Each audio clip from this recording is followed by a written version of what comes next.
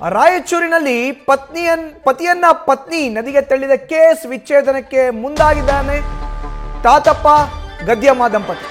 ಈಗ ವಿಚ್ಛೇದನಕ್ಕೆ ಮುಂದಾಗಿದ್ದಾರೆ. ಪತಿಯನ್ನ ನದಿಗೆ ತಳ್ಳಿದ ಕೇಸ್ ಏನಿತ್ತಲ್ಲ, ಕಳೆದ 2-3 ದಿನಗಳ ಹಿಂದೆ ನಡೆದಂತದ್ದು. ಈಗ ಘಟನೆ ಬಳಿಕ ಪ್ರತ್ಯೇಕ ಆಗಿದ್ದಾರೆ ತಾತಪ್ಪ ಮತ್ತೆ ಗದ್ಯಮ್ಮ. ನಿನ್ನೆ ಕುಟುಂಬಸ್ಥರ ಸಮ್ಮುಖದಲ್ಲಿ ರಾಜಿ ಪಂಚಾಯಿತಿ ಆಗಿದೆ. ರಾಜಿಗೆ ಒಪ್ಪದೆ ಡಿವೋರ್ಸ್ ಪಡೆಯೋಕೆ ಮುಂದಾಗಿದ್ದಾರೆ ಈಗ ದಂಪತಿ. ಬ್ರಿಡ್ಜ್ ಮೇಲೆ ಕರ್ಕೊಂಡು ಬಂದು ನಿಲ್ಲಿಸಿ ಫೋಟೋ ತೆಗಿತೀನಿ ಅಂತ ಹೇಳಿದಂತ ಪತಿ ಫೋಟೋಗೆ ಪೋಸ್ಟ್ ಕೊಡ್ತಾ ಇದ್ದ ಕ್ಯಾಮ್ರಾಗೆ. ಈಗ ಆ ದಂಪತಿ ವಿಚ್ಛೇದನಕ್ಕೆ ಮುಂದಾಗಿದ್ದಾರೆ ಅನ್ನೋ ಮಾಹಿತಿ. ಹೆಚ್ಚಿನ ಮಾಹಿತಿ ನೀಡ್ತಾರೆ ನಮ್ಮ ಪ್ರತಿನಿಧಿ ಶ್ರೀಕಾಂತ್. ಆ ಒಂದು ಸೇತುವೆಯ ಮುಂಭಾಗದಿಂದಲೇ ನೇರ ಸಂಪರ್ಕಕ್ಕೆ ಜಾಯಿನ್ ಆಗಿದ್ದಾರೆ. ಶ್ರೀಕಾಂತ್, ಗುರ್ಜಾಪುರ ಬ್ಯಾರೇಜ್ ಮೇಲೆ ನಿಂತ್ಕೋ ಫೋಟೋ ತೆಗಿತೀನಿ ಅಂತ ಹೇಳಿದಂತ ಪತಿಯನ್ನ ನದಿಗೆ ತಳ್ಳಿದ್ಲು ಅನ್ನೋ ಆರೋಪ. ಈಗ ರಾಜಿ ಪಂಚಾಯಿತಿ ಆಯಿತು. ರಾಜಿ ಪಂಚಾಯಿತಿಗೂ ಒಪ್ಪದ ದಂಪತಿ ವಿಚ್ಛೇದನಕ್ಕೆ ಮುಂದಾಗ್ತಾ ಇದ್ದಾರೆ ಅನ್ನೋ ಮಾಹಿತಿ.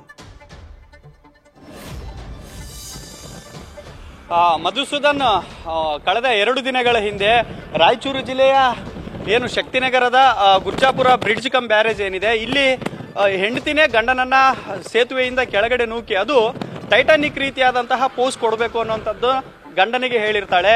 ಟೈಟಾನಿಕ್ ರೀತಿ ಯಾವ ರೀತಿಯಾಗಿ ಕೈಯನ್ನ ಚಾಚಿ ಆ ಕಡೆ ನಿಂತ್ಕೊಂಡಾಗ ಹಿಂದ್ಗಡೆಯಿಂದ ನನ್ನನ್ನು ತಳ್ಳಿದಾಳೆ ಅನ್ನುವಂಥದ್ದು ಗಂಡನ ಆರೋಪ. ಆಕ್ಚುಲಿ ಗಂಡ ಬಂದು ರಾಯಚೂರಿನ ಶಕ್ತಿನಗರದ ತಾತಪ್ಪ ಅನ್ನುವಂಥವ್ರು, ಪತ್ನಿ ಗದ್ಯಮ್ಮ ಅನ್ನುವಂಥವ್ರು. ಇವ್ರು ಆಕ್ಚುಲಿ ಯಾದಗಿರಿ ಜಿಲ್ಲೆ ಹುಣಸಗಿ ತಾಲೂಕಿನ ದೇವರಗಡ್ಡಿ ಅನ್ನುವಂಥ ಒಂದು ಗ್ರಾಮದವರು. ಅವ್ರ ಮನೆ ಅದೇನೆ. ಏನು ಕೃಷ್ಣ ನದಿಯಲ್ಲಿ ಈ ರೀತಿಯಾದಂತಹ ಒಂದು ಪ್ರಕರಣ ಆಗ್ತದೆ. ಇದಕ್ಕೆ ಸಂಬಂಧಪಟ್ಟಂತೆ ರಾಜ್ಯಾದ್ಯಂತ ಸಾಕಷ್ಟು ರೀತಿಯಲ್ಲಿ ಸುದ್ದಿ ಆಗ್ತದೆ.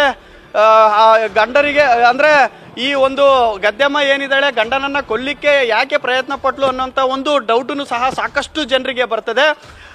ಆದರೆ ಇದಕ್ಕೆ ಸಂಬಂಧಪಟ್ಟಂತೆ ಯಾವುದೇ ದೂರು ಸಹ ಪೊಲೀಸ್ ಸ್ಟೇಷನ್ಗಳಲ್ಲಿ ದಾಖಲಾಗೋದಿಲ್ಲ.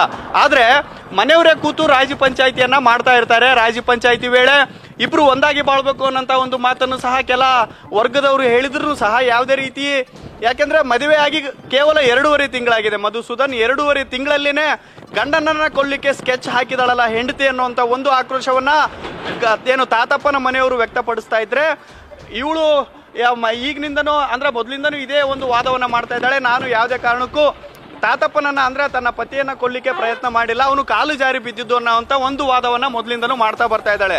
ನಾನಿವಾಗ ತೋರಿಸ್ತಾ ಇರುವಂತ ಬ್ರಿಡ್ಜ್ ಏನಿದೆ, ಶಕ್ತಿನಗರದ ಏನು ಕೃಷ್ಣ ನದಿ, ಕರ್ನಾಟಕದಲ್ಲೇ ಅತಿ ಉದ್ದವಾಗಿ ಹರಿಯುವಂತಹ ನದಿ ಕೃಷ್ಣ ನದಿ ಆಗಿರೋದ್ರಿಂದ ಬಹಳ ಮೈದುಂಬಿ ಹರಿತಾ ಇದೆ. 1 ಲಕ್ಷ ಕ್ಯೂಸೆಕ್ ಸಹ ಕೃಷ್ಣ ನದಿಯಲ್ಲಿದೆ.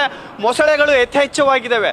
ನಮ್ಮ ನ್ಯೂಸ್ ಫಸ್ಟ್ ಚಾನಲ್ ಅಲ್ಲಿನೇ ಸಾಕಷ್ಟು ಬಾರಿ ನಾವು ಮೊಸಳೆಗಳ ಹಾವಳಿ, ಜಾನುವಾರುಗಳ ಮೇಲೆ ಆಗಿರ್ಬೋದು, ಜನಗಳ ಮೇಲೆ ಆಗಿರ್ಬೋದು, ಇಲ್ಲಿ ಅಟ್ಯಾಕ್ ಮಾಡ್ತೇವೆ. ಆದರೆ ತಾತಪ್ಪನ ಅದೃಷ್ಟ ಚೆನ್ನಾಗಿತ್ತು. ಏನು ಕೃಷ್ಣ ನದಿ ಪಾತ್ರದಲ್ಲೇ ಇವನು ಹುಟ್ಟಿ ಬೆಳೆದಿರೋದ್ರಿಂದ ಈಜು ಬರುತ್ತೆ.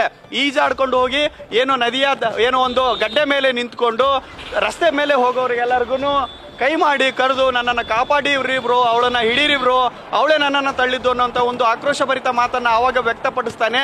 ಈ ಎಲ್ಲ ವಿಚಾರಗಳಿಗೆ ಸಂಬಂಧಪಟ್ಟಂತೆ 2 ಕುಟುಂಬದವರು ಸೇರಿಕೊಂಡು ಯಾಕೆ ಪೊಲೀಸ್ ಸ್ಟೇಷನ್ ಮೆಟ್ಲೆತ್ತಬೇಕು ನಾವು, ಈಗ ಹಳೆ ರಿಲೇಶನ್ಶಿಪ್ ಇವ್ರದ್ದು ಇರೋದ್ರಿಂದ ಇಬ್ರು ಫ್ಯಾಮಿಲಿಯವರು ಕೂತ್ಕೊಂಡು ಮಾತಾಡಿ ಬಗೆಹರಿಸ್ಕೊಳ್ಬೇಕು ಅನ್ನೋಂಥ ಒಂದು ನಿಟ್ಟಿನಲ್ಲಿ ಮಾಡ್ತಾ ಇದ್ದಾರೆ. ಆದರೆ ಇದಕ್ಕೆ ಸುತಾರಾಮ್ ಇಬ್ರು ಒಪ್ತಾ ಇಲ್ಲ. ಡಿವೋರ್ಸ್ನ ಹಂತಕ್ಕೆ ಬಂದಿದೆ.